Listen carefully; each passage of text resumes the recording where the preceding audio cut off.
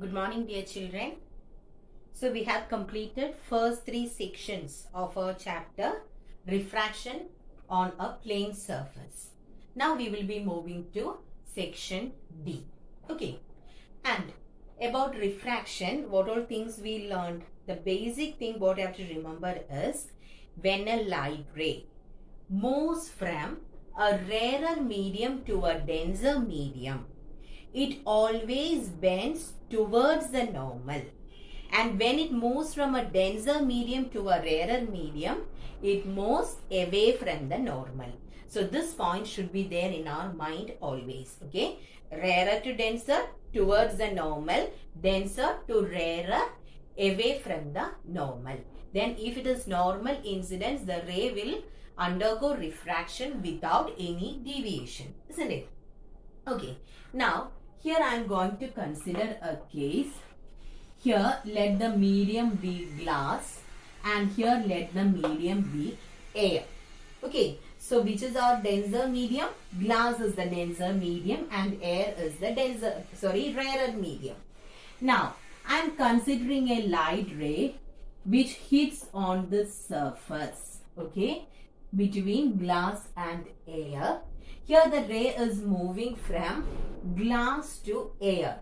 That means from denser medium to a rarer medium.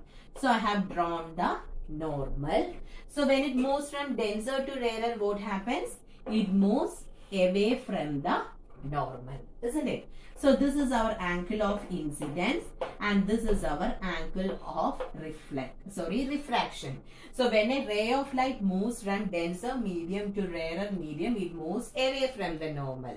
Now, again when I am increasing the angle of incidence, what happens to the angle of refraction? Angle of refraction goes on increasing, isn't it? So I will draw one more case. Glass, air. So this is our normal. I increased the angle of incidence. Okay. So when I increase the angle of incidence, what happens? Here the angle of refraction also increases, isn't it? This also increases. By increasing the angle of incidence, angle of refraction also goes on increasing.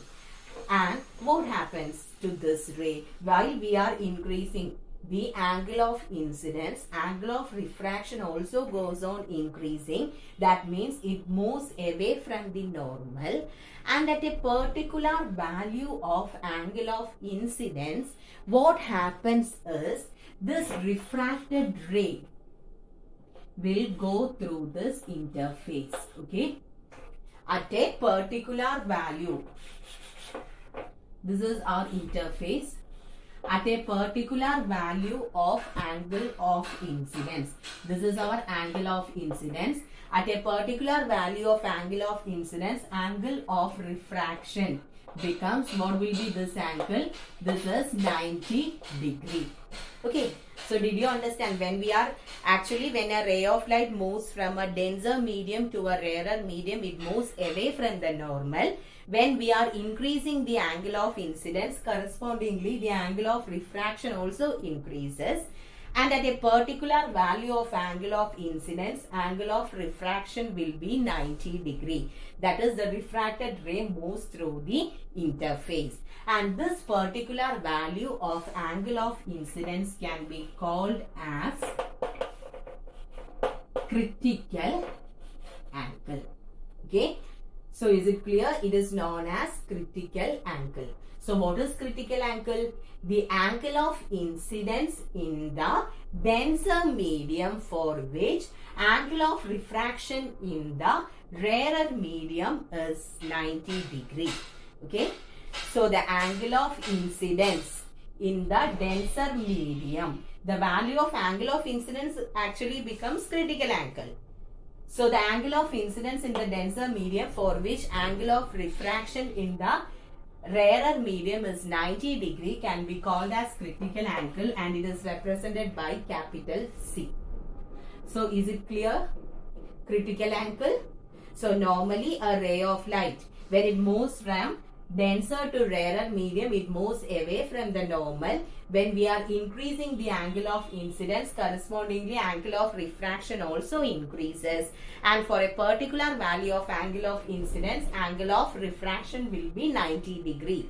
And this angle is known as angle of incidence, can be called as critical angle. So here, this angle I is less than C. Here angle I is equal to C. That is, angle of incidence is equal to critical angle.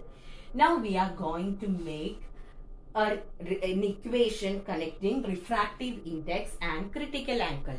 And from Snell's law, do you remember Snell's law? What was the mathematical expression for that?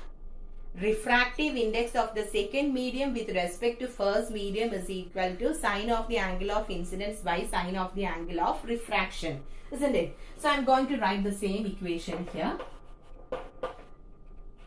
Refractive index of second medium with respect to first medium is equal to sine I by sine R. This is our Snell's law. Now how can I write this equation here? Refractive index of second medium with respect to first medium. Refractive index is mu. Then which is the second medium here? The ray is moving from glass to air, isn't it?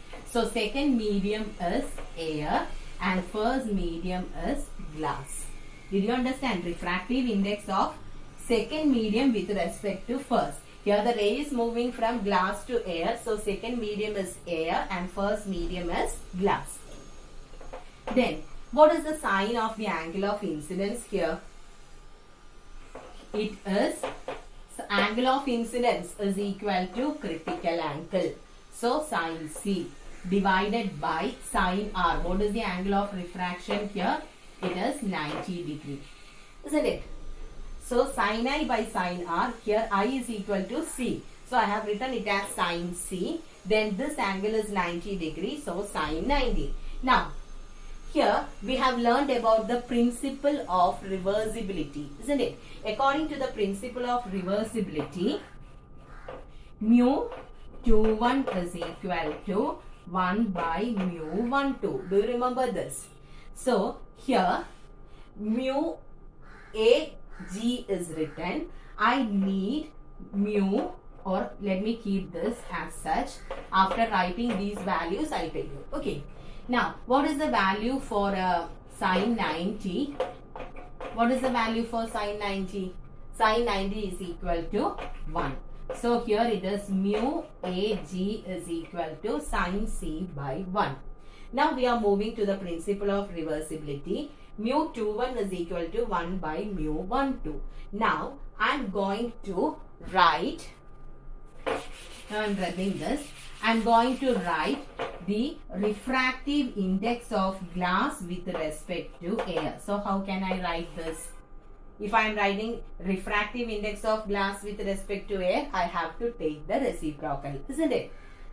How will I get mu GA? If I take the reciprocal of this, I will be getting this, isn't it? So mu GA is equal to 1 by sine C.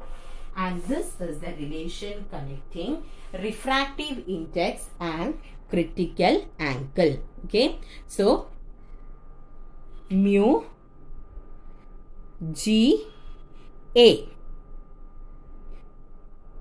is equal to sine C, or you can write mu AG is equal to 1 by sine C. So is it clear? Refractive index of second medium with respect to first medium is equal to sine of the angle of incidence by sine of the angle of refraction. So sine 90 is equal to 1. Now according to principle of reversibility, mu 21 is equal to 1 by mu 12. So I have written refractive index of glass with respect to air. So I have to take the reciprocal and I got it as 1 by sine C. Refractive index is equal to 1 by sine C. Keep this point in your mind. Okay. Is it clear? Now, there are two factors on which critical angle depends. Okay. Critical angle depends on two factors, temperature and color or wavelength. and in these two cases it is directly proportional, so that we can remember it easily. Critical angle increases with increase in temperature and it increases with wavelength of light. Red color is having maximum wavelength, so critical angle will be maximum for red and minimum for violet. Okay, so these two things also you have to remember. What are they? Critical angle depends on two factors. First one is the temperature. When temperature increases, critical angle also increases. Second one is the color or wavelength. Critical angle increases with increase in wavelength. So is it clear about critical angle? Okay, now we will be moving to the second part or the next thing related to this. So I have told you two different cases, isn't it? When you are increasing the angle of incidence, correspondingly what happens? Angle of refraction also increases, and if the angle of incidence is equal to critical angle, then the angle of refraction will be 90 degree. Then what happens again if you are increasing the angle of incidence? We have more space here, isn't it? So again, when you are increasing the angle of incidence, what happens? Here it is G, it is A. I have the normal here. And in all these cases, one more thing. When a light ray hits on a surface, a small portion of the light ray will be reflected. Okay. So in all the cases, we have a small part of the light ray which gets reflected. Then most of the things or the rays will be refracted. So here also I am considering we increase the angle of incidence again. Here also our light ray is moving from denser medium to the rarer medium, and I have increased the angle of incidence. Angle of incidence is greater than critical angle.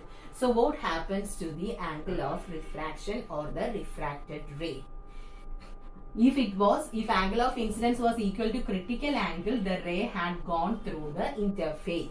Now again, if you are increasing the angle of incidence, what happens is the ray won't get refracted again.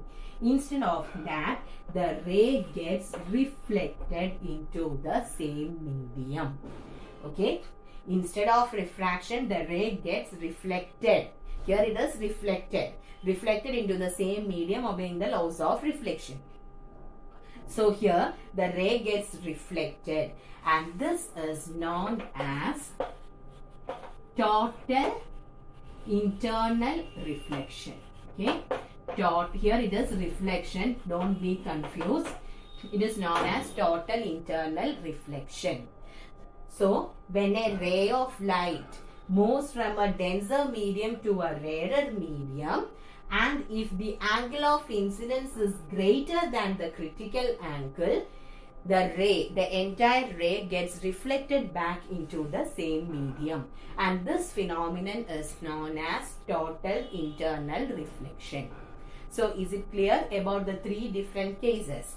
Now, what are the conditions for total internal reflection to take place?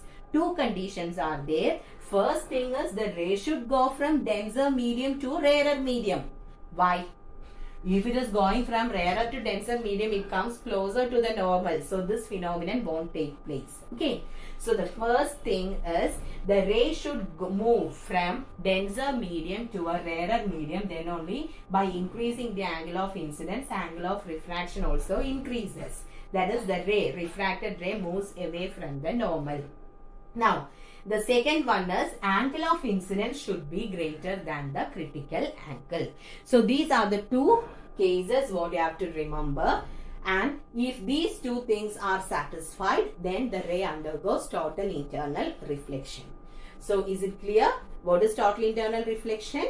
When a ray of light moves from a denser medium to a rarer medium, and if the angle of incidence is greater than the critical angle, the ray gets reflected back into the same medium obeying the laws of reflection, or it moves back into the same medium, and this is known as total internal reflection. Okay, and in this case, in all the other cases, you can see that some part of the ray majority of the ray gets refracted or small part gets reflected. That means some part of the energy loss take place, but when in the case of total internal reflection, the entire ray gets reflected back into the same medium, so no energy loss will be there. So in the case of periscope and all, instead of plain mirror, we are using the prisms. In the case of prism, total internal reflection takes place and the entire ray gets reflected back into the same medium without any energy loss. Now, these three things are shown in a single diagram in your textbook. So, we'll just consider that. This is the interface between the denser medium and the rarer medium. I have an object here placed in the denser medium.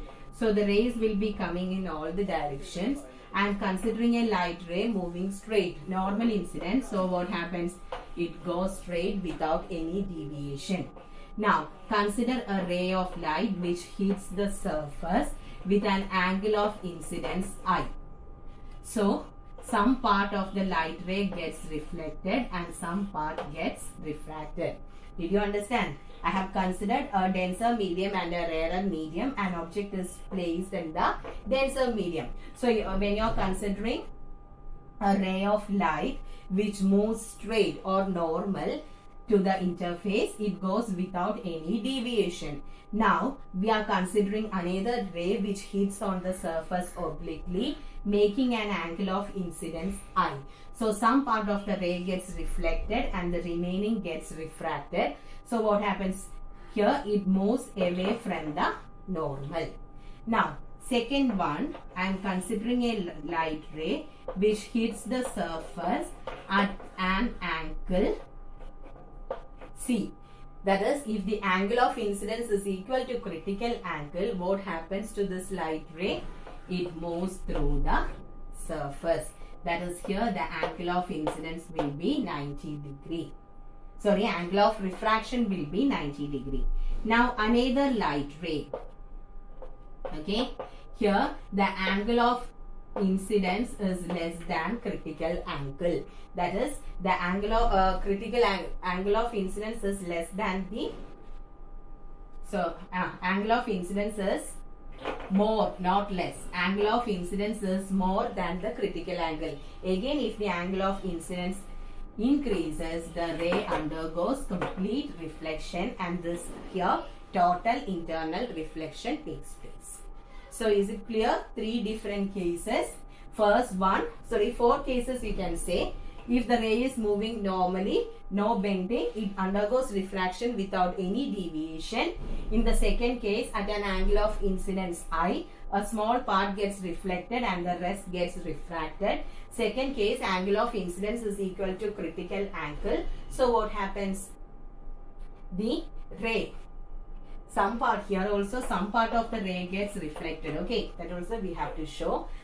And here the refracted ray moves through the surface. And in the third case, angle of incidence is greater than critical angle. So, the entire ray gets reflected back into the same medium. So, is it clear? Okay.